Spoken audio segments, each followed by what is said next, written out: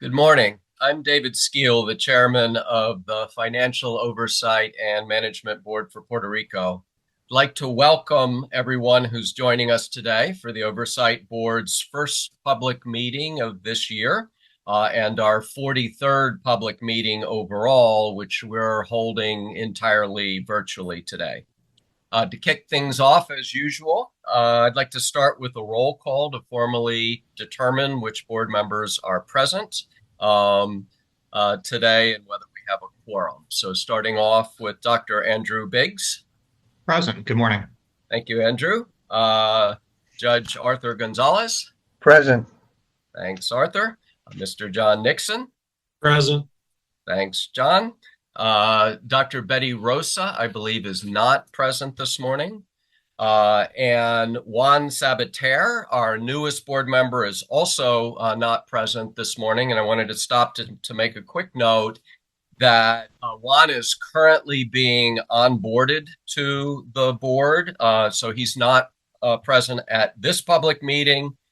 He hopefully will be at the next public meeting. We're all very excited about Juan's appointment to the Oversight Board, which took place earlier this month. And we're really looking forward to working with him on our core mission of restoring opportunity in Puerto Rico. Juan truly has an impressive background and experience in just the right areas that are needed for the things we're doing now and for the future of Puerto Rico. So we're really looking forward to having him with us, starting hopefully with the next meeting.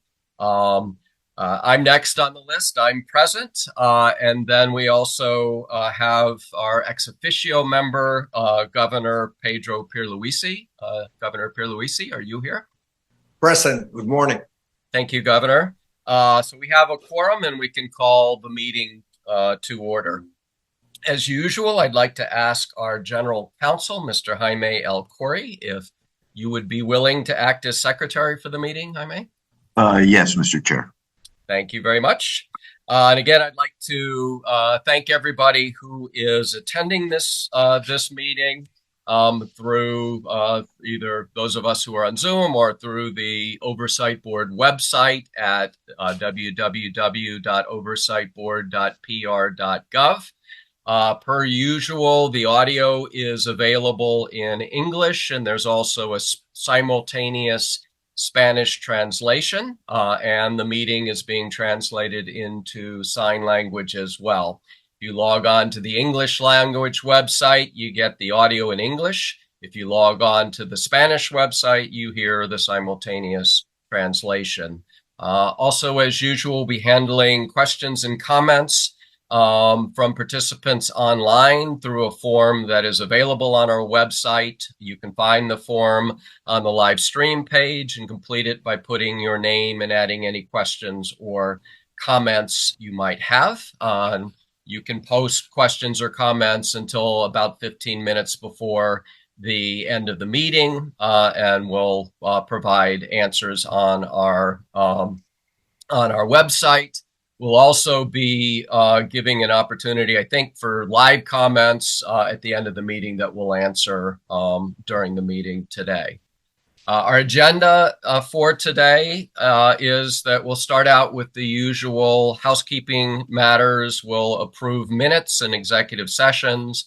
We have a couple of administrative matters. Then the substance of the meeting will be an update from the executive director and then a short presentation of the second quarter Commonwealth financial report.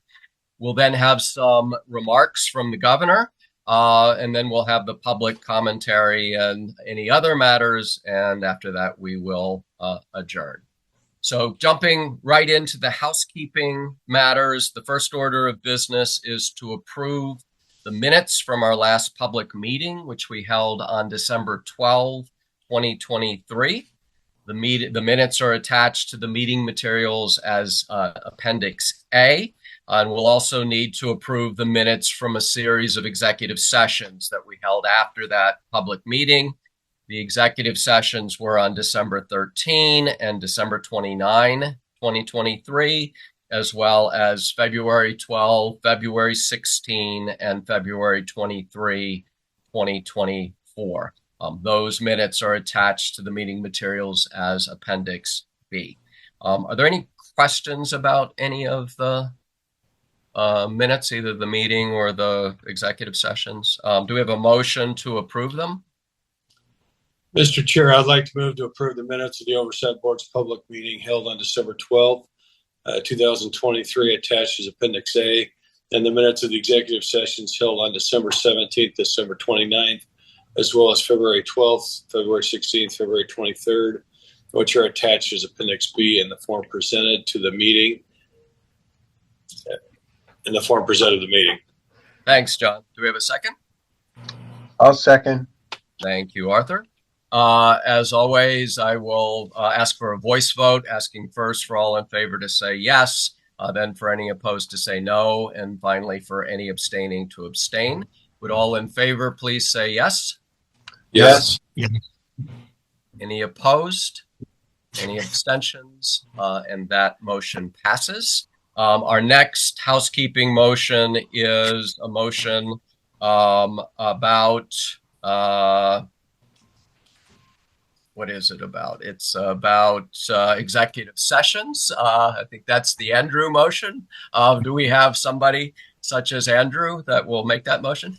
We do, in fact. Mr. Chair, I would like to make the following motion. Between the adjournment of this meeting and the opening of the Oversight Board's next public meeting, the Oversight Board may consider an executive session any and all matters that is authorized to consider under PROMESA, including first, any certification determinations authorized by PROMESA, including certification determinations under Section 206 of PROMESA. Second, any submissions or authorizations authorized by PROMESA. And third, any filings authorized under Title III of PROMESA, in each case that are set forth as part of the vote to convene such executive session. The Oversight Board may also act by unanimous written consent between meetings in accordance with its bylaws, and with such consent to include consent by electronic transmission. Thank you very much, Andrew. Do we have a second? I'll second. Thank you, Arthur. Would all in favor please say yes? Yes. Yes. Any opposed? Any abstentions? That motion passes. Then our final motion is a motion about unanimous written consents. Would somebody make that motion? Mr. Chair, I move to confirm and approve the unanimous written consents adopted by the Oversight Board since the adjournment of our last public meeting, which are included in Appendix C. Thank you, John. Do we have a second? I'll second. Thank you, Andrew. Would all in favor please say yes? Yes. Yes. Any opposed? Any abstentions? That motion passes as well. So with that taken care of, we turn to the substance of the meeting, and I will open the floor to our executive director, Robert Mujica, who's going to give an overview of the Oversight Board's work since our last public meeting in December of last year. Robert, the floor is yours.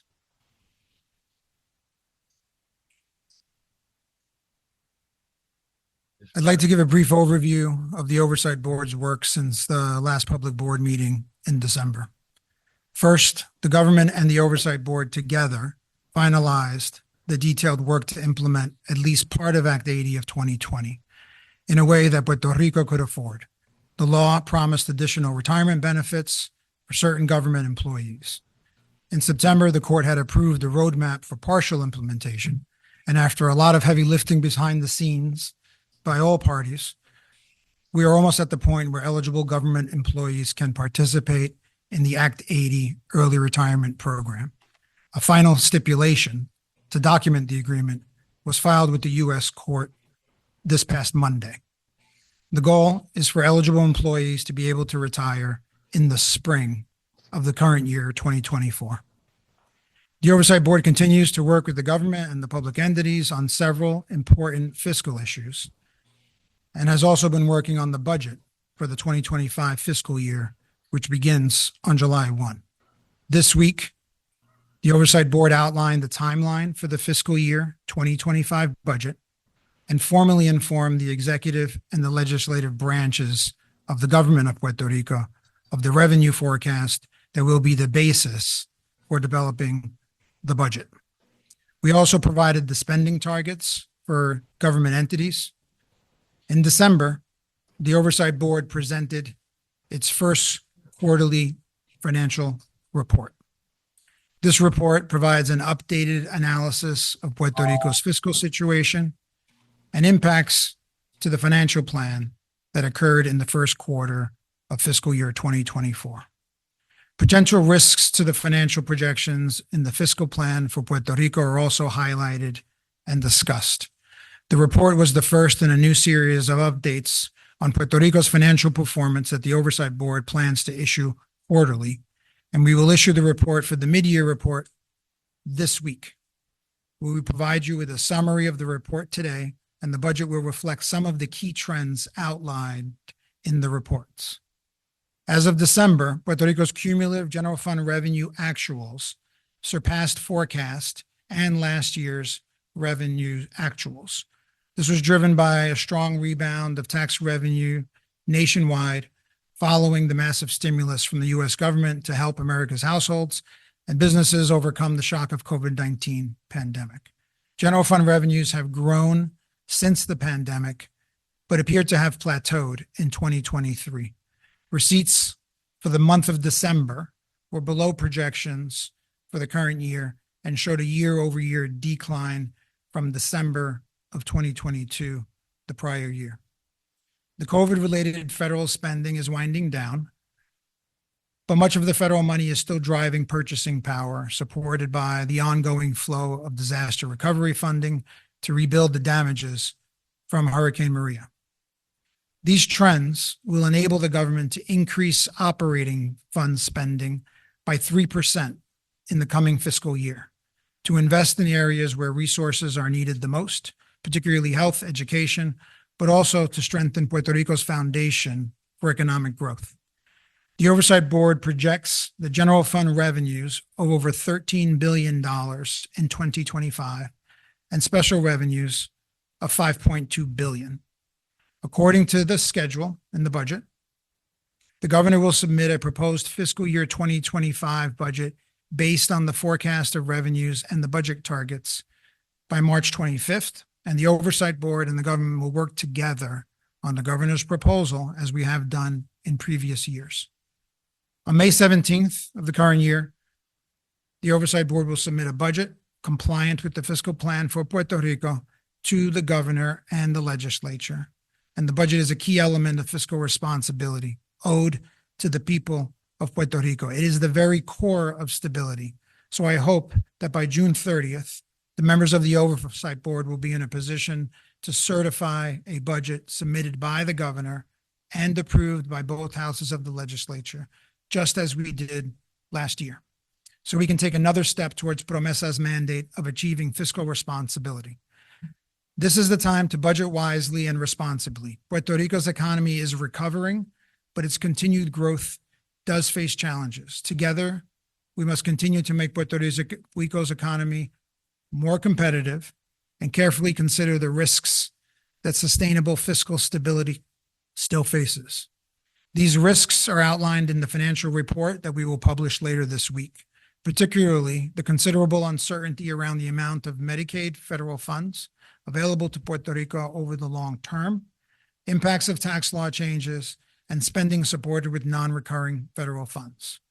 While year-to-date expenditure trends do not appear to exceed budgeted amounts, there are major funding risks that could impact the full-year projections in the current and future years, including long-term salary costs for teachers and correctional officers that are currently funded by one-time federal funds that will expire in the current year. These account for $460 million, which must be funded in the future by tax revenue as the only other source of government funding in Puerto Rico. The legislature, meanwhile, passed 8 bills in the second quarter that would add unbudgeted costs to the current year's budget. These legislative initiatives, currently reviewed by the Oversight Board, have an estimated annual cost of $26 million. This is in addition to the $3 billion tax cut that was passed in the first quarter, but ultimately vetoed. It cannot be only the Oversight Board, through its statutory duty on the promesa, to review and score bills and laws that prevent unbudgeted spending from tipping the fiscal balance or find ways to offset the costs of spending bills passed without budget amendments or even budgetary considerations. More rigor, more discipline, and a keener focus on government priorities must be the rule. Many bills we score have merit, but we cannot spend a dollar more than once, and that is why priorities are important. So we will continue to focus first on what is essential, then on what is important, and in the very end, if there's money left over, what is desirable. In the new fiscal year, we must also continue our efforts to implement reforms most of us agree are necessary, including reforming the inventory tax. Reforming the inventory tax is critical to secure supplies for Puerto Rico, prepare for emergencies, and help Puerto Rico's families buy the products they need. The Oversight Board supported a cap of the inventory tax at the level of current payments to guarantee inventory tax revenue equal to the highest annual year's collections from prior 3 years. The House of Representatives passed a bill that would have implemented such a cap, but unfortunately the Senate did not. Yet the inventory tax discourages investment in machinery, equipment, and supplies. The U.S. Government Accountability Office, also known as GAO, released a report to Congress this very month on federal funds disbursements, which included obstacles and recommendations to improve disbursement. The GAO report highlighted again what has been said before, that this tax is detrimental to Puerto Rico's recovery and economic growth. It specifically stated that eliminating the inventory tax would help reduce construction delays due to supply chain issues, since the tax makes ordering supplies in advance of project approvals cost prohibitive. Of course, there will be no economic growth without sustainable electricity. The transformation has made substantial progress, and the PREPA debt restructuring will be yet another essential element of the ongoing transformation. The plan of adjustment will reduce PREPA's debt by about 80%, will allow for PREPA to remain a sustainable utility and continue critical investments. On Monday, the court will begin its hearings, and the Oversight Board will make its case for the court to confirm the plan. Bondholders will make their case to oppose the plan because they argue that the plan does not pay them a fair recovery. We disagree, and we hope the judge will agree with us and confirm the plan to end this long, painful chapter of bankruptcy. PREPA cannot improve while it is in bankruptcy. Thank you, Chairman. Thank you, Robert. And the next and other major order of business is a short presentation of the second quarter Commonwealth Financial Report, which Robert Mujica once again will deliver. It's your floor again, Robert. So as I mentioned earlier, I'd like to now preview the mid-year financial update that the board plans to publish very soon. The report will be the second edition in a new series of updates on Puerto Rico's financial performance the Oversight Board plans to release each quarter. The goal of these updates is to provide an analysis of Puerto Rico's fiscal situation and potential risks to the financial plan. Perhaps more importantly, these reports are starting to provide the people of Puerto Rico, the government, and investors with more timely financial information and where Puerto Rico truly stands. This should improve the frequency and predictability of financial reporting. And while the board is preparing the initial reports, we intend to transition the effort to the government. I will review the two key components of the report.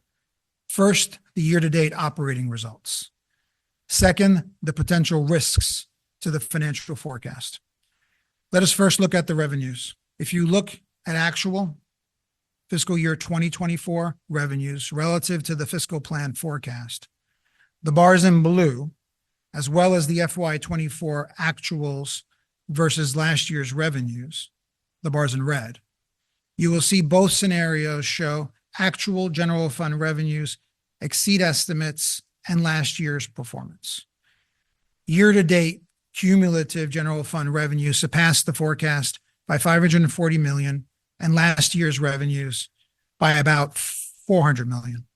This is mostly driven by strong performance in income taxes, both by individuals and corporations, sales tax, use taxes, and vehicle revenues.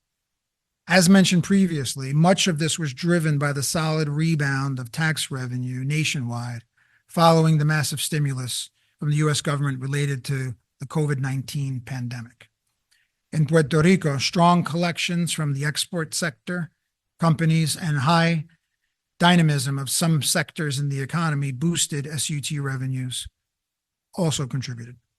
The graph also shows, however, that October accounted for approximately 50% of the year-to-date outperformance. So you see the bump in the middle of the chart. And what this might represent is really a lagging impact from tax year 2022, because final payments for those that filed extensions were due in October of 2023. And as you look to December, you see a significant deceleration. In fact, December is the first month this year where actual revenue collections were below projections and also below last year collections for the month of December. This is a sign that revenues may have started to plateau. Next, looking at expenses, general fund expenditures year to date were $111 million below the same period last year and $900 million below forecast. The lower than expected projected expenditures were primarily due to delays in recording $335 million of expenditures, mostly related to the Department of Education, with an additional $350 million of differences in timing as to when expenditures were being incurred compared to the forecast. Reporting delays stem from information system challenges and accounting deficiencies, highlighting the need for continued improvements on internal controls and financial management practices. Next slide is, although the cash balances increased in large part from higher collections, the vast majority of cash remains allocated for specific purposes, and certain spending is not yet reflected in the TSA balances. This includes funding set aside for prior year appropriations, such as capital investments, which we already set aside for use, but have not yet been spent.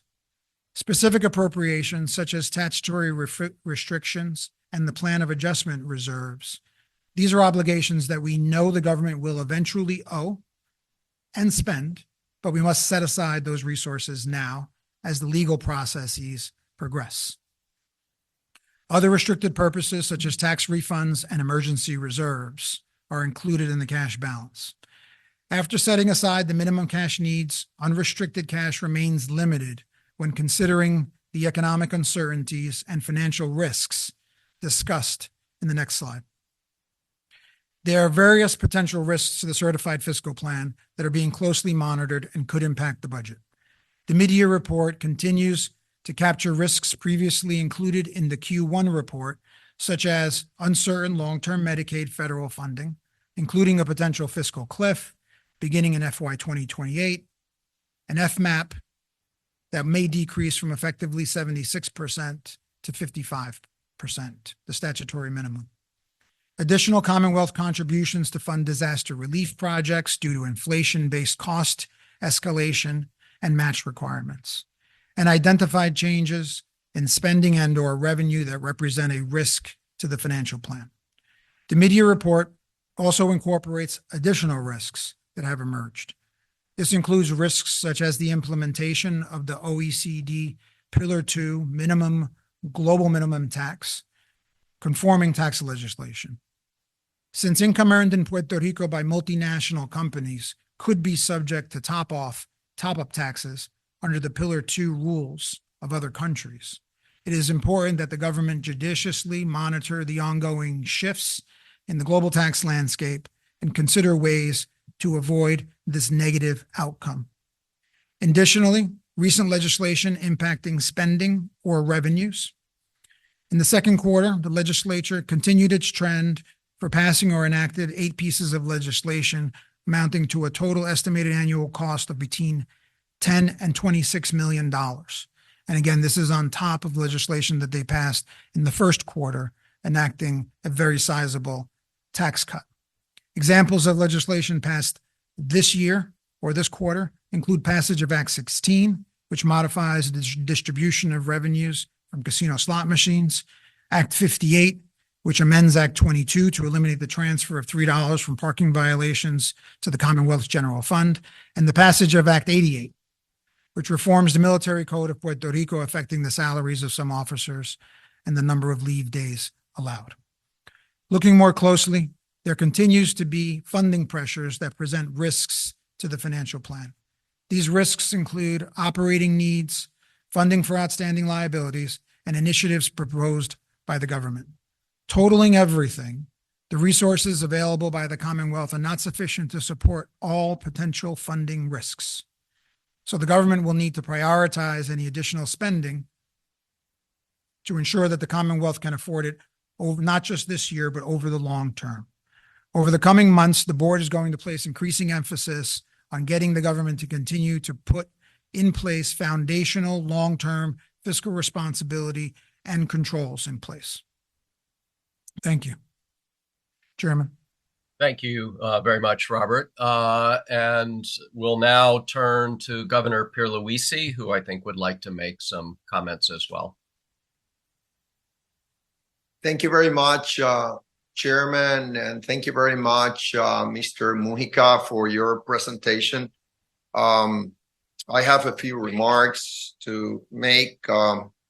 First, with respect to the underperformance of the government's revenues in December of last year, our judgment is that that's the result primarily of the extraordinary bonuses or bonus payments the government, the bonus the government paid towards the end of 2022 to a lot of the public personnel in Puerto Rico, the government personnel in Puerto Rico. If I recall correctly, we're talking about bonus payments approaching $10,000 for the ASME personnel, and bonus payments approaching $3,000 for the rest of the civil servants in Puerto Rico. That was a hefty stimulus that happened, and it was actually mandated by the plan of adjustment. This year, the bonus payments did not resemble those, and so we didn't have this stimulus this last year. With respect to the $460 million of recurrent expense relating to the teacher salary increases and correctional officers salary increases, our plan, and we have to account for it, is to supplant the federal funds with state funds. As simple as that. And obviously, we will have to prioritize the spending, as Mr. Mujica mentioned, in the context of this upcoming budget and future budgets. But definitely, those salary increases were warranted, and so they should be permanent, and we should ensure that we allocate the necessary funding to accomplish that.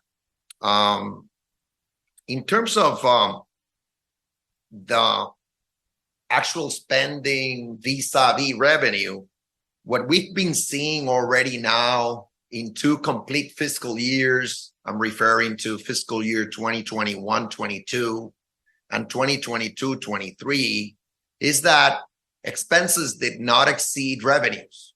And there was a comfortable difference between the two. We have also seen that there has been underspending in the last several years on the part of the government. And that's something that should inform the budget process as we go forward. We should calibrate and make sure that we are budgeting the right amount of expenses to all the different agencies, keeping into account any underspending that has taken place, other than because of timing reasons, which is something that Mr. Mujica mentioned. but it's something to be, aware of, and we should monitor. So it's been 2 years of fiscal balance as it should be, not simply approving a balanced budget, in actuality, having it. And financial statements, audited financial statements, I am sure will be confirming what I just said.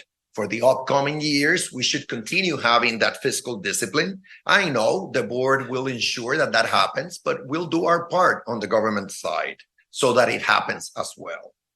With respect to the Medicaid cliff that the board keeps referring to, the potential Medicaid cliff and accounting for when making forecasts, future forecasts, let me just say that already the congressional track record shows that Congress will not allow such a cliff to materialize. What we've seen is that Congress ensures whenever it has to, that we have adequate financing for our Medicaid program. We wish to have equal treatment in the Medicaid program when compared to the states. We haven't accomplished that. But the fact of the matter is that the so-called cliff is just something, it's a catastrophic scenario that nobody really envisions happening. And again, the congressional track record pretty much shows that the expectation should be that Congress would keep at a minimum the funding at the current level, not less. Okay. Mr. Mujica mentioned the inventory tax, the municipal inventory tax. I cannot agree more that there should be legislation setting a cap for the inventory tax. That I understand that the current bill that is pending before the House and the Senate provides for a 5-year period during which this cap would apply. The problem with the legislation, it as currently drafted, is that it basically provides for the elimination of the inventory tax 5 years from now. And that's not a fiscally responsible way to deal with this issue. Municipalities are essential. Municipalities provide essential services, complement what the central government does in Puerto Rico. And we cannot affect municipalities' finances from 1 year to the next. We need to find a way that we can offset the impact of the elimination of the inventory tax 5 years from now. So that legislation needs to be amended before it is approved for me to be able to sign it, because I'll be keeping an eye on the financial health of our municipalities. The global tax issue, the minimum 15% global tax issue is a real issue. There is legislation pending before our legislature, but we're monitoring this very carefully.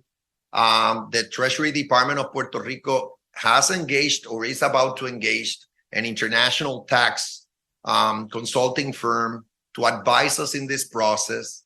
We need to ensure that Puerto Rico remains as a competitive jurisdiction in which to do, in which to engage in manufacturing primarily.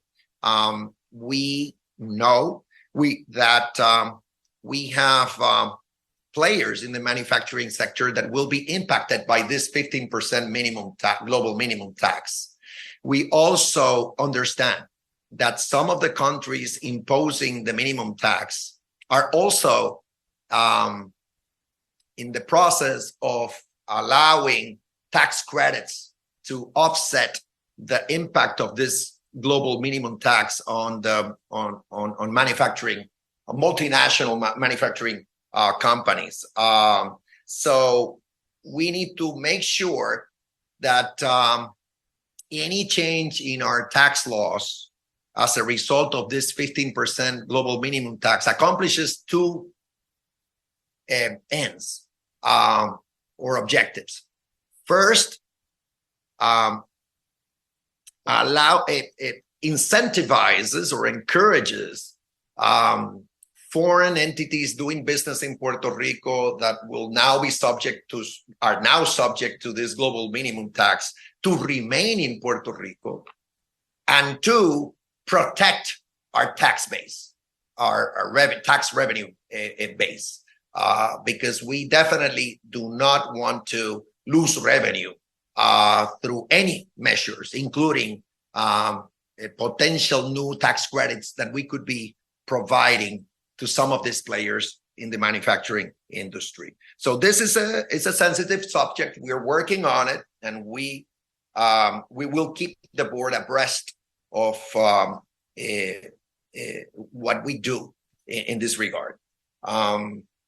Finally, I welcome, as governor, and my fiscal team welcomes the responsibility for preparing the quarterly updates on the financial performance of the government. We're ready to do that. Obviously, we'll work with the board, and we'll continue to collaborate with the board. Lastly, let me say that disagreements happen along the way, but the important thing is for the board to respect the role of our elected officials while our elected officials respect the board's role. The board's role is crafted in Promesa, so it's a matter of public record. And while the board remains in Puerto Rico in accordance with Promesa, the board can count on my collaboration and good faith effort to propel Puerto Rico forward on a path of sustainable economic growth, on a path of fiscal responsibility, and on a path enabling the board to cease its functions and for Puerto Rico to again take full control of its government's operations and finances. Those are my remarks. Thank you, Mr. Chairman. Thank you very much, Governor, and we appreciate the pledge of cooperation, and we have appreciated that throughout. Do any board members or our executive director, Robert Mujica, does anybody want to make comments on any of the issues that have come up in the meeting thus far?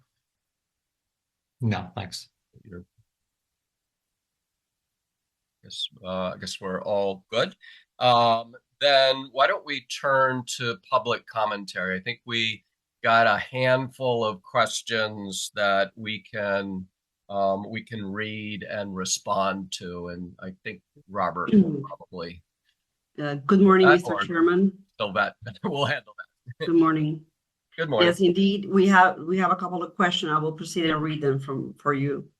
First one is about the status of the Puerto Rican Act 5 related to the film tax incentives. It's from Robert De Angelis. He wants to know the status about this law. We are currently in conversations with the government to try to find a way to see if there's a path to make amendments to that statute to make sure that we're supporting the film industry, but at the same time, right, not expanding it beyond what is needed. Those conversations with the government are ongoing. We need to make sure that it's consistent with the fiscal plan. Thank you, Mr. Executive Director. Next question is from Arnaldo Claudio. It's regarding the police retirement system. He wants to know what are the FOMB expectations to see a full implementation of this new system, and what do you think are the necessary steps to be taken by the government to see this in the future? So we are reviewing the bill that was passed. Our priority is to make sure that the funds that are being raised as a result of these machines that are currently not operating legally, that those funds actually end up in a place where the legislation says that will end up going to support the police retirement systems. So we're supportive of adding additional funds to the police retirement system. We want to make sure that the legislation actually does that in a timely way. Otherwise, you end up with legislation that regulates the machines, but doesn't actually get the result that we want. The end result that we want on this is to regulate the machines and make sure that the monies are actually flowing for the intended purposes in a timely way. And the police retirement systems is funding the police retirement systems is a priority. So we're reviewing that legislation to make sure that it works that way. And if it doesn't, then we'll look at amendments to it to make sure that it achieves its goal. Okay, thank you. Next question is from Francisco Ortiz, is regarding COSEC. He mentions that financial cooperatives still continue to charge surpluses to losses instead of consolidating and lowering operating expenses. Members are those who see their shares without growing and who are receiving very low interest rates on their savings account. The fiscal plan for COSEC actually addresses this issue because we recognize that it's an issue and the government has been cooperative on it. COSEC has made progress. There are still some things that need to get resolved with COSEC, and we are working actually closely with the government to make sure that COSEC meets the requirements of the fiscal plan, and that's where we are. But the concerns that are raised here are actually addressed in the fiscal plan. We need to make sure that the fiscal plan requirements are actually achieved, and some of them may require legislation. So we need to make sure that the legislature acts accordingly. Thank you. That will be the question for now. We have a couple more, but we will provide the answers in our website. Thank you.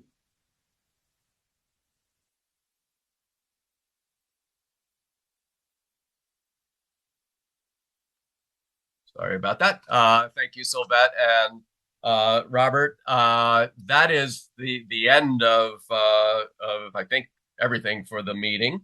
So I'd like to thank our staff for putting the meeting together and all of you who joined the meeting today. As Sylvette just mentioned, we'll be handling some more questions through the Oversight Board's website. Does anybody have any other issues that we should talk about? And if not, would somebody make a motion to adjourn the meeting? I'll move to adjourn. Thank you, John. Do I have a second? I'll second. Thank you, Arthur. Would all in favor say yes? I'll second. Yes. Yes. Any no's Yes. or abstentions?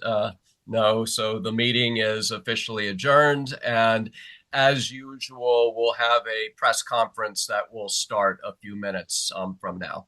So thanks a lot, everybody. Thank you. Thank you.